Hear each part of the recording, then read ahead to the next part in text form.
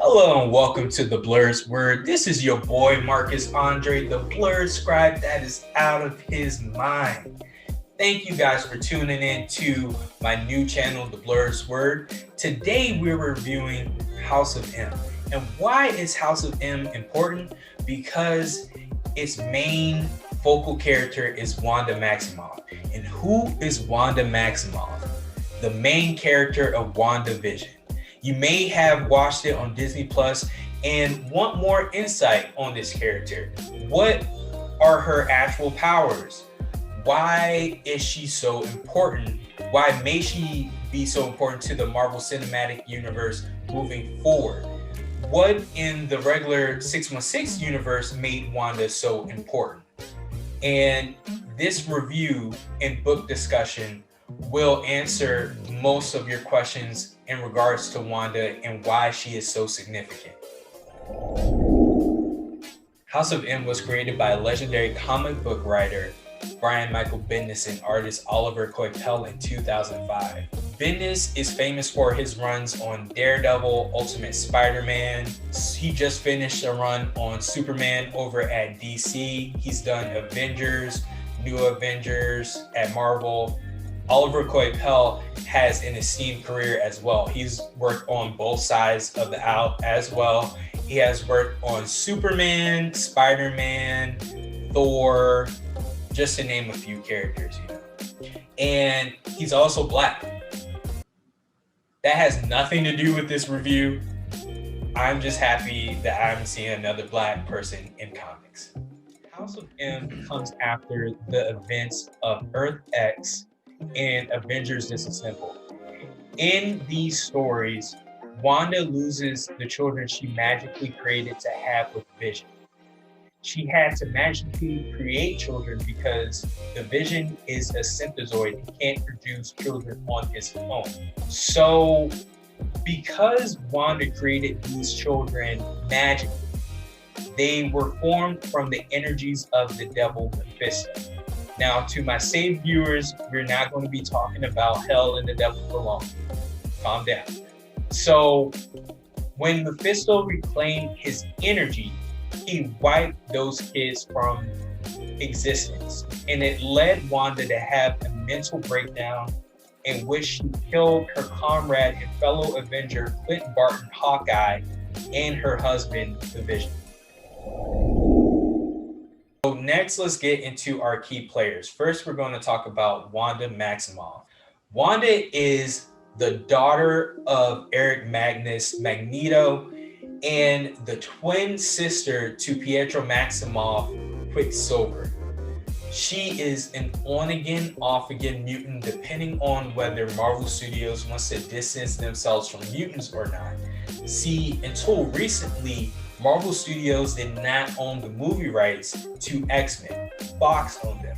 And because of Disney's recent acquisition of Fox's entertainment properties, they got those rights back. Now, Marvel Studios can put mutants in the Marvel Cinematic Universe.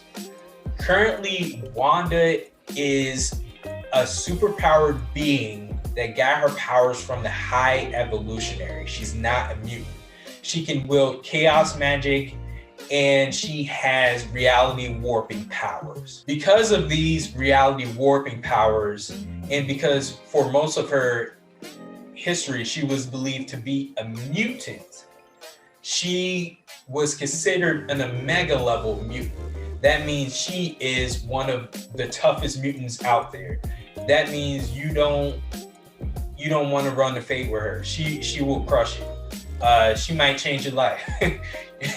Next, we have Wanda's twin brother, Pietro Maximoff. He dons the superhero name Quicksilver, and he's a speedster. Quicksilver owns a very strong connection with his sister, Wanda, but the siblings have a tumultuous relationship with Eric Magnus, their father. And so that leads us to Magneto, our third important character in this event. Although this story is a line-wide event, I would be remiss not to add him. Magneto's tumultuous relationship with his kids has a direct influence on the events that happen in this book. Magneto put his mission to elevate Homo Superior, mutantdom, above his relationship to his children. He focused too much on trying to secure mutant dominance that he failed in not only that mission, but also being a father. I'm grouping the X-Men as one character. Y'all can complain about it in the comments. We don't have all day. And lastly, I'm going to do the same with the Avengers. Now that we got the story's key characters and background out the way, now we can get into the plot. The story starts in Genosha, a small country with a sordid history of mutant slavery that has been since reduced to rubble by Charles Xavier's evil twin spirit sister, Cassandra Nova, and her wild Sentinels. Yes, having evil twin spirit siblings is a thing when you have telepathic abilities. So after the events of Earth X and Avengers Disassembled, Magneto brings Wanda to Genosha in the hopes that Charles can mend her mind after the traumatic events she just encountered. He fails, so he proceeds to go to a meeting in Manhattan with the X-Men and the Avengers. Quicksilver visits Wanda and tells Magneto that the Avengers are plotting to kill his sister. Magneto wins the shittiest dad in history award because he tells his son maybe they should. And Pietro has this emotional tantrum and Magneto just says, "What do you want me to do about this? I can't do anything." The girl warps reality. You're acting like she's my daughter. Like, what do you want? As a person that has never read X-Men when Magneto was their bona fide arch nemesis, I can understand how he was a pain in these people's ass. This man is a savage. So Pietro was right. The Avengers and the X-Men are conversing to see whether if they should kill Wanda to maintain the composition of reality. Oddly, this iteration of Avengers has a lot of street level characters like Spider-Man, Luke Cage, and Wolverine. And I'm just wondering why they couldn't call up one of the drug dealers they beat up on Tuesday to buy a diamond indica to put Wanda in the cut, you know? Captain America is characteristically aligned with how he has been depicted throughout comics, and he's just like, no, we don't discuss killing people, but not all of the Avengers are on the same page as him. And Professor X is conflicted with the dilemma as well. He is considering if he should be as petty as Wanda and condemn her to death because she did not warp reality to bring his legs back. That's not true. That was a low blow. I'm sorry. But seriously, Cyclops can't believe that Xavier would contemplate killing someone. Finally, it's suggested that the two teams go to Genosha and ask Wanda whether she wants to die herself. Although when the heroes get to her bedroom, Wanda has vanished, as well as Magneto and Pietro. And then suddenly, Charles Xavier goes missing as well. Next, Emma uses her telepathic abilities to find where Wanda and the group are, and they stumble upon this dilapidated building, and then suddenly they're hit with this flashing white light. We then discover that reality has changed, and Homo Superior is no longer the second-class citizens they once were, and are now accepted as the next stage of human evolution. They now are the dominant race on Earth. In fact, they call regular humans sapiens now, and there is slight prejudice against them. All of the heroes we follow now lead different lives. Just to name a few, Peter Parker is now married to Gwen Stacy, the love of his life that he could not save. He has 2 children with her. Uncle Ben is back, and people know that he's Spider-Man, and it's like he's a local celebrity.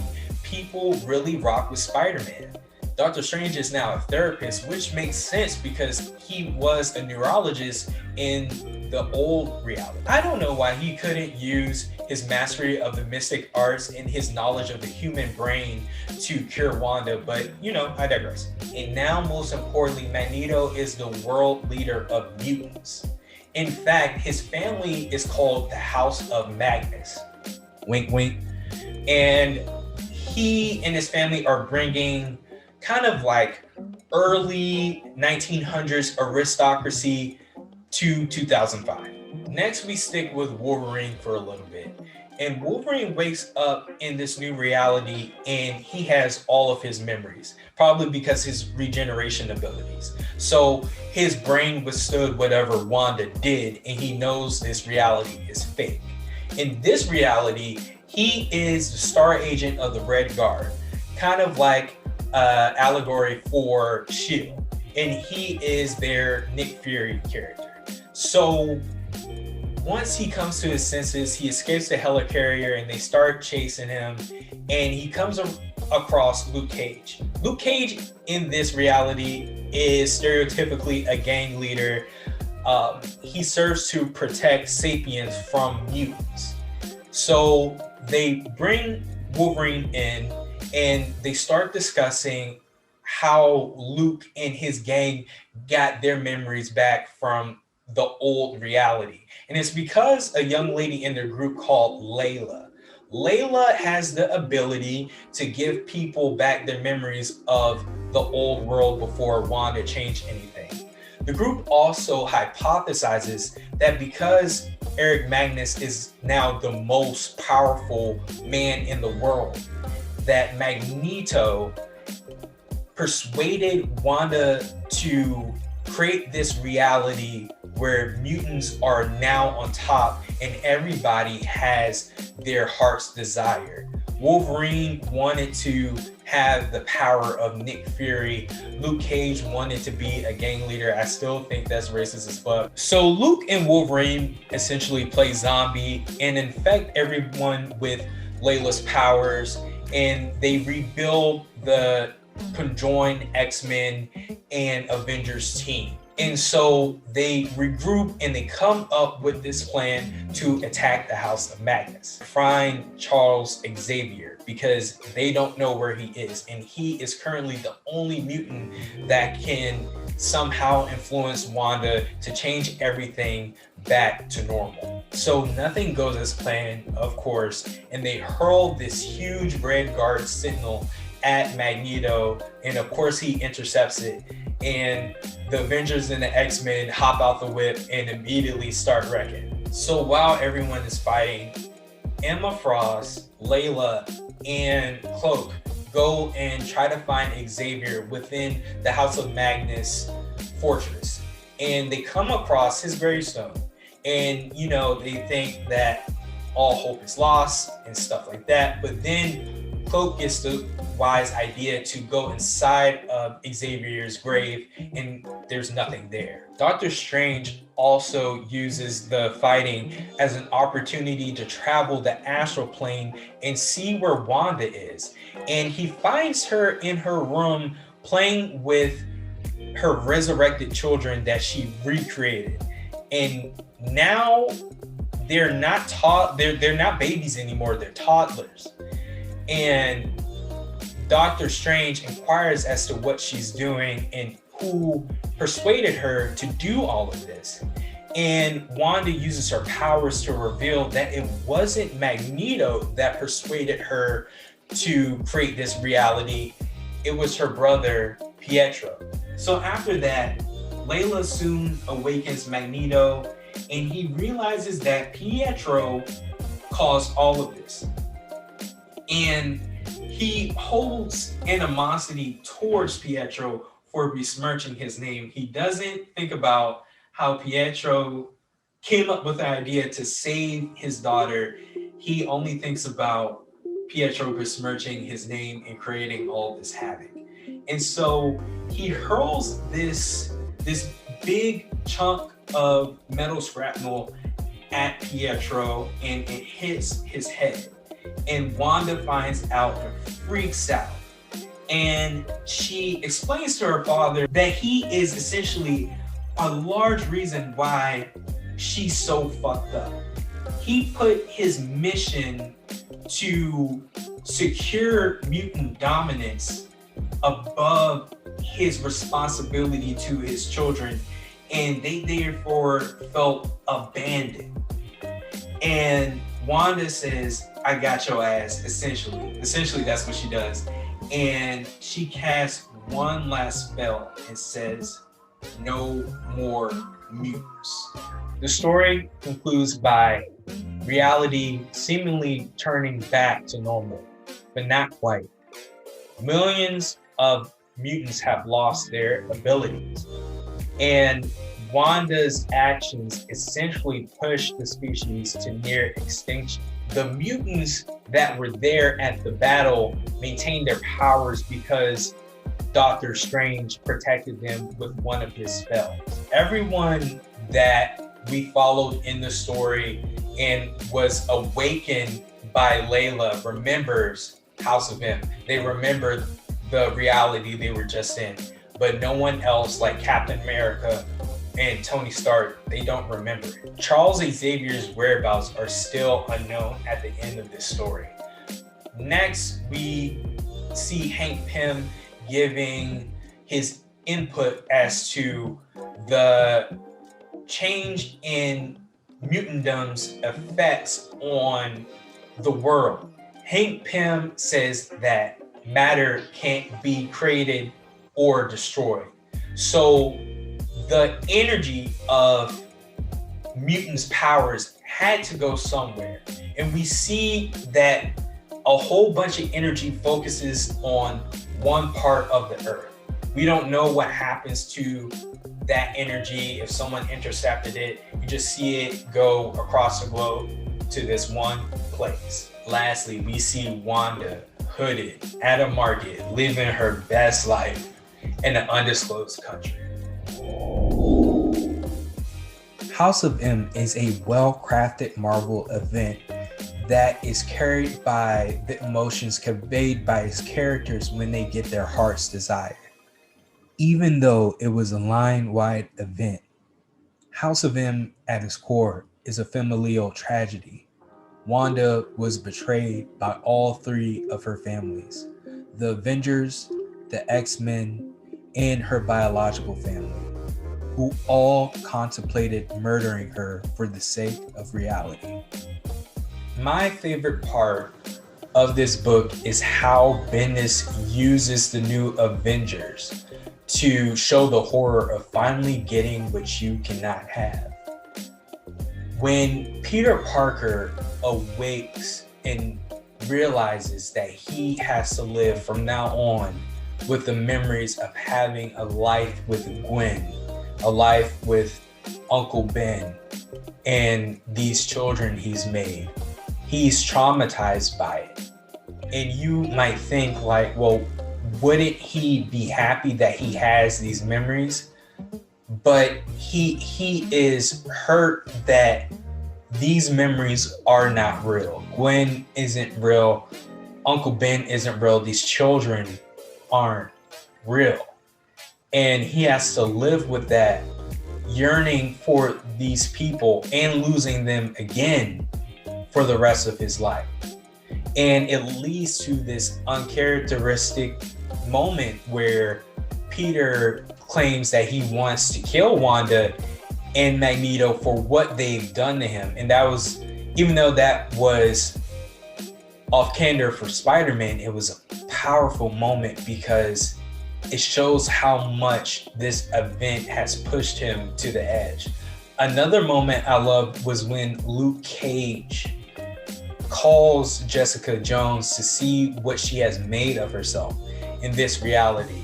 And he is lingering on to the hope that even through going through this other reality, she still maintains a love for him. And she doesn't pick up the phone, and you can see the hurt that is on his face.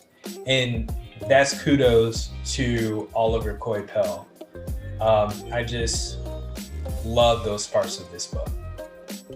So after reading this, upon my first read, my first critique of this book was there could have been several other viable options to cure Wanda of her insanity, or at least prevent her from changing reality. But as I thought of it further, any ideas you come up with, you can counter it with other viable ideas. For instance, even though I was joking about the indica thing, weed doesn't work the same way for everyone. When I thought of like maybe they could freeze her like Captain America, maybe her DNA can't survive that, maybe her body can't survive that. Maybe Captain America, the only reason he survived that was because the super soldier serum. And I also thought, well, let's throw a wild idea in there. What if Dr. Manhattan could throw Wanda in a pocket universe where she's alone and she can't harm anyone? Who's to say she isn't strong enough to escape that reality with her own magic? I mean, she is an omega level mutant, and come back and that's everybody's ass, you know? So I just think you probably shouldn't think too hard about Wanda's dilemma in here, or the solutions to it at least.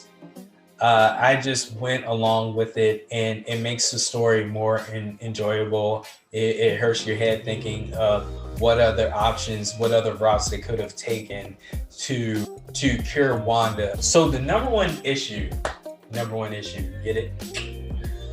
Anyway, the number one issue I have with this story is how Wanda Maximoff is depicted in this story. So remember at the beginning of the review, I said that Wanda's children were erased from existence by Mephisto. That information is not in this book. I found that out after research. That part of Wanda's history has a tremendous level of death. I mean, well, they were going to kill her. Death to this story. Without that knowledge, as a new reader, you go into this book and you don't know anything about Wanda's children. You may think she's just a schizophrenic omega level mutant that is obsessed with having a family, and that's just not it. She lost her children, which would drive anyone insane. So it really, it doesn't do Wanda justice. She is already a tragic character. I think it would lend a lot more tangible depth if we had explored what led her up to this point. What led her to lose her mind? It would have put some Parmesan on this pizza, this delicious pizza of a story. Despite my qualms with this book, I highly recommend it to any Marvel fan or any comic book fan, to be honest. This event has consequences and effects that we can even see today in Jonathan Hickman's X-Men. On the mutant nation of Krakoa, they deem Wanda the Pretender. She's like a boogeyman to mutants, and it shows how important Wanda is to the current state of the 616 Marvel universe, and how she can be potentially important to the Marvel Cinematic Universe. All in all, I just think it's a great story, and I really had a lot of fun reading this story. Lastly, we got to give this story a rating. I'm going to give this book 4 Blerd points out of 5. That wraps up our first review. Thank you guys for watching this video. If you liked it, please click the like button, the subscribe button. Please follow me on Instagram and Twitter at Blerd Has Words. If you have a good idea as to how the Avengers and X-Men could have handled this event better, how they could have handled this event and not killed Wanda, please leave your comment below in the comment section. That was something. Okay, until next time, Blerd is. Peace.